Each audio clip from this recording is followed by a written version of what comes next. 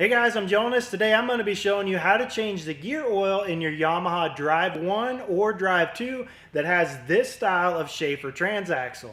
So we've already got videos out on how to change the gear oil if you have the older Drive 1s that have the team style transaxle, or if you have a Drive 2 with the quietech that has the independent rear suspension.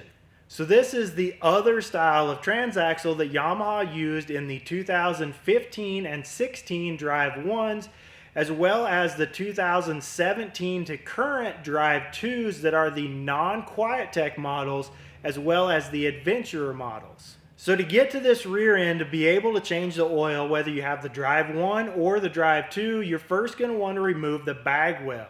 If you have the Drive 2, it's the big access panel. It'll give you plenty of room to get to everything. If you have the Drive 1, you're going to have the smaller bag well and just have a couple of small openings to be able to get into this rear diff. Now, if your cart has a rear seat kit on it and you can't easily remove that bag well or access panel, you're going to just have to jack the cart up and do your best to get to this from underneath. Now, to change oil on these rear diffs, unfortunately, they do not have any type of a drain plug. You do have to remove the cover to be able to drain the old oil out. Now, once you've got that cover removed, you want to spend some time getting things cleaned up. We like to use a brass brush to scrub off all the old silicone gasket material.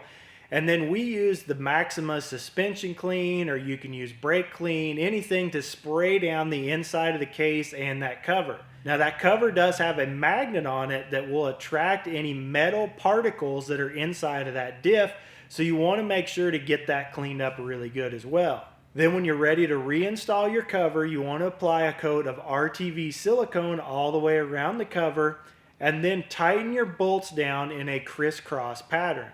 Now the oil that we use to go back in these rear diffs is the Maxima 80/90 weight gear oil.